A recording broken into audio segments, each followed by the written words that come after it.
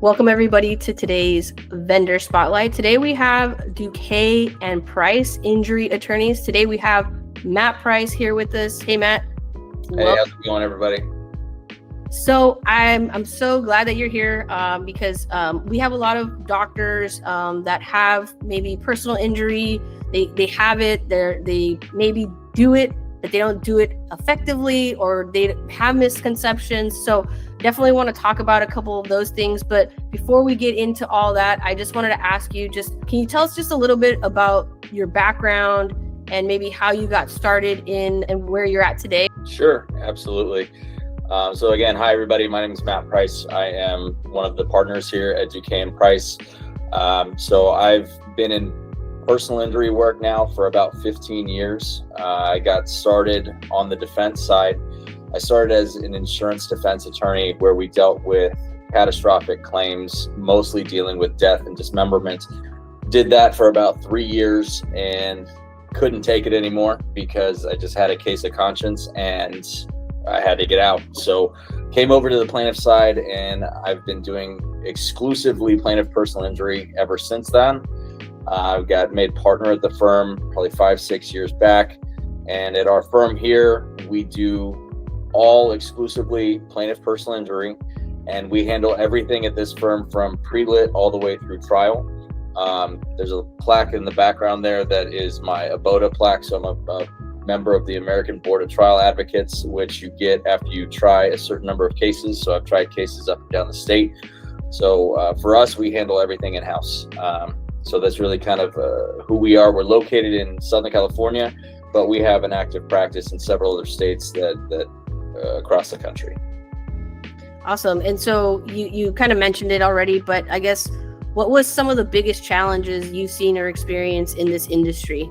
Well, to be totally honest with you, right now, the biggest challenges for us on the plaintiff side are unscrupulous plaintiff lawyers. There's a lot of bad actors in our field. There's a lot of people that do things unethically, and it's getting increasingly difficult to be in this field and kind of run your practice in a way that you can sleep at night, where you've got integrity, you're abiding by the rules and the laws and all that stuff. So that's been definitely a big challenge. And the other part is just dealing with the increasing cynicism of the insurance defense industry, because when you have the bad actors from the plaintiff's bar that are acting in a way that they're kind of manufacturing claims, they're driving up bills unnecessarily, all that stuff. So then that leads to an increase in cynicism from insurance defense adjusters. So we have these two kind of competing, energies that are moving forward here that really make it difficult to further a case when you're doing it in an honest way, where you have people that are seriously injured and trying to showcase that to an adjuster or defense attorney, say, hey, look, this person really is injured. They really do deserve justice. They need to be compensated for what they've been through. What would you say would be like the biggest, how would we tell, if I'm in practice, I have patients coming into me, maybe they come with an attorney, or maybe we don't have one. What would be the best way to identify those true characters? Kind of like what you're saying is you can kind of spot or understand maybe some red flags that we should be looking for.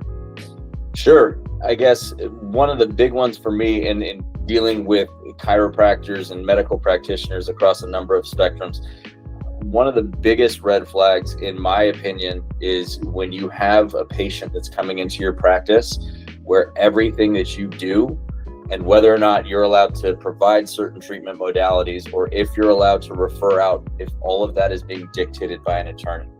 There's a lot of practices that, for example, if you have a chiropractor that thinks that their person or their patient needs either an MRI or perhaps a referral to pain management, and the attorneys on the other end are saying, no, we don't think you should do that at this time.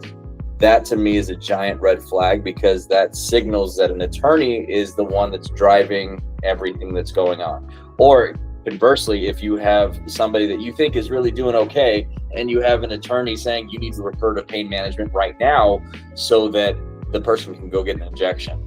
All of those things are big time red flags for me. Also, if you're dealing with law firms that don't communicate with you, where if you're trying to get information and they're either not picking up the phone or they're playing everything close to the vest and they're not willing to share any information with you, that's always a red flag, because that means that, if they're not doing things above board, then they're going to try to hide it from you. So I kind of take the position of, if they're trying to hide stuff, there's a reason for it. So those would be two pretty big red flags for me. Yeah, it sounds like you've been in the game for a long time, so you know what these doctors should be looking for. So I'm just going to ask, what makes your approach or your solution different from others in the industry? Because like you said, there's a lot of attorneys out there right now. So what would you say is like your unique and special approach? Well, for me, early on in my career, I had a sit down. I went to lunch with this chiro that I've been on the plaintiff side for maybe, a year or two. And he said, hey, if you really want to get good at this, you need to learn the medicine. Take the time to learn the medicine. So I've dedicated really every part of my practice to doing that, understanding, like, for example, the medicine behind a spinal injury. So much so that I have friends that are orthopedic surgeons that I've scrubbed in and gone into surgeries and stood at the OR table, obviously not allowed to touch anybody, but I've stood there and I've watched them perform discectomies and fusions and things like that. And I've also attended cadaver labs, where I was pretty pumped about that, as morbid as it would be, to actually get in there and start cutting on the cervical spine. We're like, okay, this is how you do this, that, or the other thing, under the guidance of another ortho surgeon friend. So that's a big spot of differentiation. And the other thing is that in the folks that we partner with, the medical practitioners, we do so on the basis of trust, where I'm going to practice law, you're going to practice medicine, and you're not going to tell me how I need to navigate a case or do things in trial or whatever the case may be. And similarly, I'm never going to dictate to you what my client needs from a medical perspective, because you're the doctor and I'm the lawyer. So I think maintaining that level of respect and making sure that we're both in our respective lanes, while at the same time collaborating and always being open in communication. Almost any medical provider that I work with, they obviously have my office line, but then they have my personal cell, where if they need to contact me, if anything's going on, they can just reach out to me directly. Say, hey, Matt, this is what I've got going on. What do you think? What's going on in this case? So I always like to be open and transparent with everybody that I work with. Love that. Yeah. I think there's a lot of that where, people are playing it close to the vest. Like you said, they're not answering questions that maybe docs are trying to find. So that is a very special thing, very unique, because, a lot of people have experienced the other side of that. So I'm going to ask, what is the most rewarding part of the journey that you've taken so far in this industry? The most rewarding part of this journey has, without question, been the ability to positively impact people's lives, where there's been people that we conclude their case and they're giving me the biggest bear hug that you can imagine, with tears coming out of their face, because they were in an impossible situation that we've made better. Almost everybody that comes to us, if they have, severe injuries, catastrophic injuries, they come to us in the worst moment of their life. So being able to positively effectuate change for them and to get them justice based on what they've suffered or what they've endured, that to me is that's why we're in this, is being able to positively change people's lives after they've been thrust through no fault of their own into some unimaginable situation. Yeah.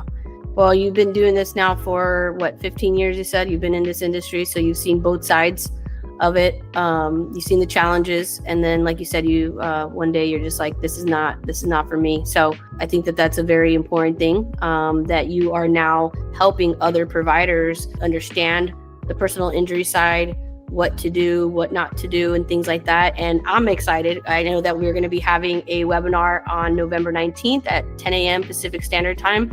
Can you just give us a little bit about maybe some things that you're going to cover in that? Of course, everyone's welcome to come. But if you want to just give us a little tidbit on what they can expect, so that way we can make sure that they join us. Sure. So I meet with chiropractors all the time. I work with, for example, the California Chiropractic Association. There's other chiropractic groups that I work with. And I really try to provide education for folks in terms of do's and don'ts, so to speak, how you can effectively structure your records so that they're going to show the reality of the injury. They're going to effectively document the symptoms that people are having, what we need to see from a records perspective as the attorneys in this in order to best further somebody's case. And also, I put myself out there as a resource for folks in terms of medical billing and how they can bill appropriately and what to do when you're faced with aggressive lien reductions from attorneys. Obviously on cases that aren't even mine, I like to make myself a resource to folks. So we'll be covering some of that, how to handle aggressive lien reductions, how you can appropriately structure your bills, what you can expect at the conclusion of a case, how to react to attorneys, and then obviously covering what should be in your SOAP notes and things like that. Awesome. That sounds great. So I know a lot of you guys talk about the billing side. So this is going to be a great opportunity for you to not only ask your questions, but meet Matt, get those pressing questions that you probably have, and get somebody that is experienced and is knowledgeable and knows what to do. And of course, we want you, your staff, whoever can be present for that, to be there. We're looking forward to it. Thanks so much, Matt. I appreciate your time. And we're looking forward to that webinar on November 19th. Of course, looking forward to it. Awesome.